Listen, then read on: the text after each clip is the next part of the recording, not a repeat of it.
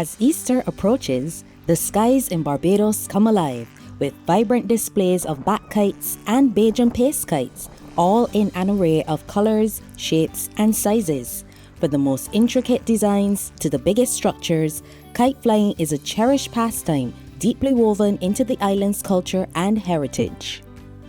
Every year, many venture with their kites to the nearest open playing field or popular spots like the scenic botanical gardens and the historic Garrison Savannah. These spaces become lively hubs where families and friends enjoy the outdoors, togetherness, and the spectacle in the sky. In recent times, there's the convenience of buying ready-made creations from roadside vendors or from some supermarkets and stores. However, there are still those who find joy in the hands-on craft of making and testing their skills with each attempt to send their designs soaring. Jawolf is among the skilled artisans keeping the tradition of Bajan paste kites alive. My name is Yvonne Franklin, alias Jawolf. I got into kite making and flying due to my dad. The first set of competitions that was held in Barbados was taking place on the Hastings Rocks. He used to make kites for competition, and that sort of got me off to the start of kite making and flying. Though kite making is not unique to Barbados, there are distinct elements that set a Bajan kite apart. A Bajan paste kite is made from like wood. You frame it out. It can either be 3 or 4 sticks, right? And then you put your paper on. Really, you can use a bed sheet or an old piece of rag or anything like that. You put your hands on, you can tear, and you can make your tail out of that. And the looping must be good.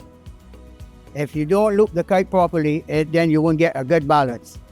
And the frame must be light in order to get good aerodynamics and things like that. One of the most iconic features is the bull, which creates that familiar hum as the kite dances in the wind. Flying kite in the earlier days, it was a joy, but you had to be very patient because there was no nylon or anything like that.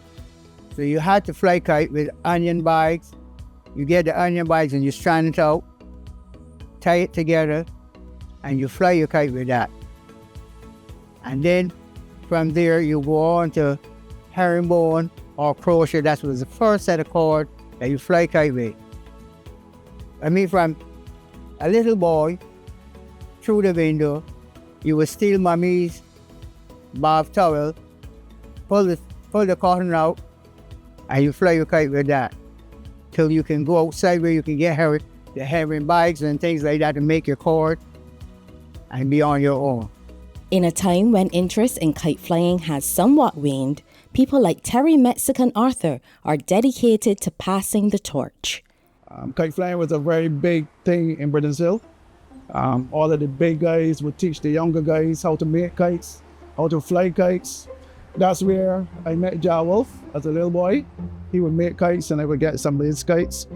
And to this day, we still enjoy flying kites and making kites. I remember taking a drive through the country and seeing some little youngsters, like really struggling, trying to get these kites to fly. And I just remember going home and saying, I think I should try to at least get some kites, give them, donate, just giving back, and at least let them come and fly and learn how to put in the loops, learn how to average how much tail, and just even kite flying as a skill, is, it's not just like standing there and holding it.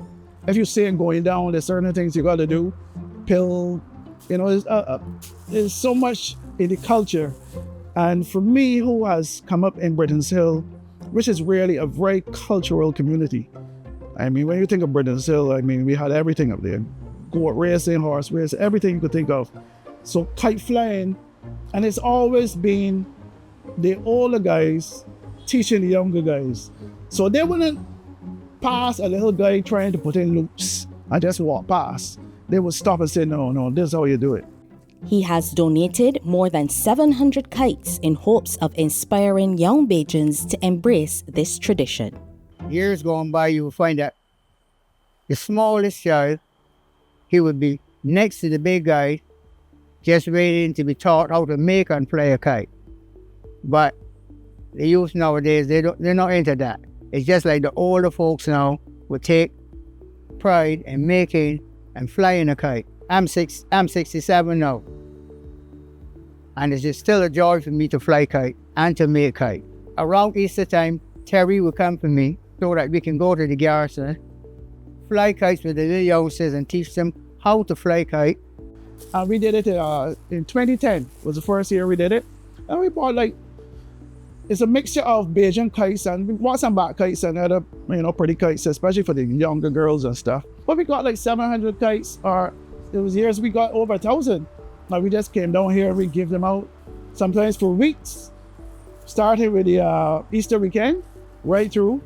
They had Easter camps, we would donate kites to the camp. Just a matter of giving back, man, and seeing the culture. It was good to see the children happy with just a simple kite. And there's something special about, for me, seeing a father and a son. The little son is trying to up the kite, and then he's running back to the dad to hold the kite. It's so much memories for me. So it's just a matter of passing on the culture. Terry adds a sentimental touch to kite making, often working with Ja Wolf and other artisans to craft personalized messages on tribute kites for notable figures like Richard Stout, Alison Hines, and Rihanna. We've done it for a number of people. What we do is we paste the kite, and then I would get pictures from Facebook, probably if they want something, and we would just put the pictures onto the kite, put some pretty flowers or something around it, and then we would get lots of people to sign it with best wishes and positive stuff. I actually did one of those kites for Rihanna, and I remember when I gave it to her mom. I went down to the store her mom had in town, and just the way how she looked at it, it was for me, it was to me it was just a kite, but I realized that she was looking at it As though it was something deeper than just having this kite. She told me, I got so much gifts for Rihanna from different people, but no one has ever given me something like this. I had pictures of Rihanna's grandmother, I had pictures of her dad, everybody on it. It was a beautiful kite. And when I saw, when Rihanna was getting ready to do the Super Bowl halftime show, and I saw the little clip, and Rihanna talking about kites. The culture in Westbury Road, that area is very big with kites.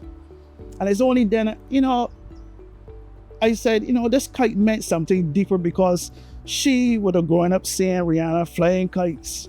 So it was something more than just a kite for her, right? Westbury, people that live, that's where they fly the kites. They would go in Westbury Cemetery and fly the kites because it's a big open area. That's the only place now in Barbados that you find kites flying out throughout the whole year. Right through the whole year. Through the whole, you go to the funeral of Westbury, the kite flying. So it seems to be something another take over now from down that side there with kites. It's very big. So the tribute kites that we do also very special. Almost everyone that has gotten one, has told me that they're going to cherish it. They have it put somewhere in the house where they can see it. They don't have it to fly, but they just have it put up in the house to treasure. For some, kite making is purely a labor of love and a fond connection to their childhood. For others, like David, there was also the thrill of showmanship, competition, and a means of livelihood. Well, my name is David Robinson. I'm a small businessman. I came in Parkinson Field, born and raised. And I get attached to making the little small pretty kites. And then one day this guy was flying a 4-foot kite. And I get the feeling of that. I say, nah, man, that was small kites, man. I like this thing pulling me. And I got attached to that. Those were the days when you used to paste kites with flour and water. And the cockroach would eat it out at night. And you get the money, you have to go do it all over again. That was fun. We used to make kites of the trash bone. We call it, it's like a form of cane. So trash bone is like, it used to be like a form of wild bush that grow with something in a stickish form that you could use to pin it together and frame it and form a kite and stick it down on the whole 9 yards, and that was back then. My personal kite was a 6 foot kite, black and green plastic. Kite flying competitions had various categories that celebrated creativity, from the most colorful to the most colossal, the most complex to the most thought-provoking. And I say, wow, but our competition days were days that the guys look for. And there's lots of other guys too that in terms of the pretty kites. There's a taxi guy they call him nickname by Froth. There's Peter Wilshire. There's another guy for the plane but these are the pretty kite men. I don't go on the category. They don't come in mine. I give them their respect and they give me my respect. I pass the pretty stage category long. That's not my thing. I ain't got that tendency, making one kite for 5 and 6 days. When I can make it one day and done. You know what I'm saying? But competition days were pleasant. It was a day. I remember walking down Darkyville. We had the whole roadblock with a kite. Going across to the garrison, the cars come past. The kite's coming down because there was myself and another guy out in out Dunside roadside that we used to class something's coming down. We used to come down from British Cross Road. There's a one-way street. We had to go to the Gar walls. Easy over there with a stick and press this in the body hold the stick. We had the whole of Britain Cross Road taken up. When we get to that going back even now, cars had to stop. We had to tell cars stop to get over top cars. And then to go down by the corner. We get a little break when we get by the corner at Darky to go to Garrison, because the road is a bit wide. But we had the whole road taken up. So that alone, that coming to that height was great then. Then we get the Garrison up, people waiting for the big kites to come down. But the Garrison already full already. And the visitors came in and the guys with this. Actually, the guy that ran the smallest kite on the Garrison, the first guy let out his kite and it flew. The next guy went ahead of his kite and the third guy went in his pocket for a matchbox. I took a kite out of the matchbox and let it out. And it flew on the Garrison in my presence. I saw that live. Take a kite out of a matchbox and let it out.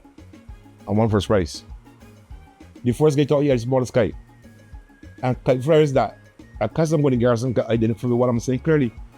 You know there's a kite in a matchbox? Yes, I saw that. But the competition days were pleasant. I mean, because with me now, if I had a kite from Banks, I made Banks give me Banks t-shirts for that kite.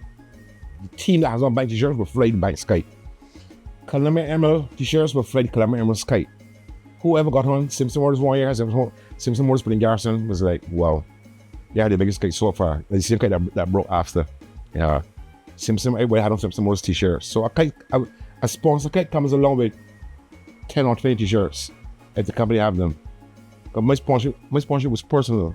We want to see what we can do out there for y'all in terms of kite. Like Simpson Motors kite was called It's a Family Affair. With all their vehicles on one kite.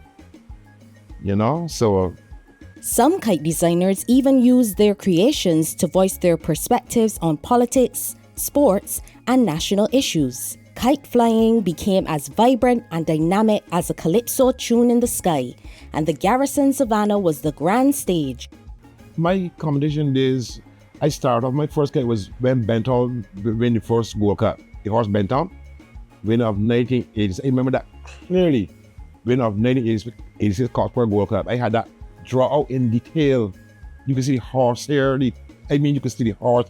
Because the artist that I had was Barbara's Best, Winston Jordan. And this one is one I missed. That only Arthur sent for. So tell me what picture of that. So the ambulance came for this guy. And he asked, what is your name, sir? He said, my name is Mr. Arthur. So the guy said, we think you have a heart attack. I said, no, it's a heart attack. For the 10-15% lad, all we do is oi. So the Robinson, but not included. Columbia Emerald Sky, that was, I don't know where that came from. When I went to Columbia Emerald to sponsor Kite, the guy asked me, so what would you put on Kite for us? So I look up and say, precious gems in the sky. They say, you know what, I like that, I want that. So if you escape to big kites, little small kites meant nothing to me no more. Plus there were sponsor kites where the money was. It was like $2,000 per kite. But it was fun. So, when you see a kite soaring above the beautiful Barbadian landscape, know that it is a symbol of generational ties, innovation, and creative expression. This coming Easter, whether you're a local or a visitor, embrace a beloved Bajan tradition that lets you take in the breathtaking beauty of Barbados while experiencing the heart of our culture. The Barbados Tourism Marketing Inc. encourages you to practice safe kite flying in open spaces away from airports, power lines, and busy roads. Visit the Barbados Light and Power website at blpc.com.bb for more information on safe kite flying practices and approved fly zones. Let's keep this cherished tradition enjoyable and safe for all.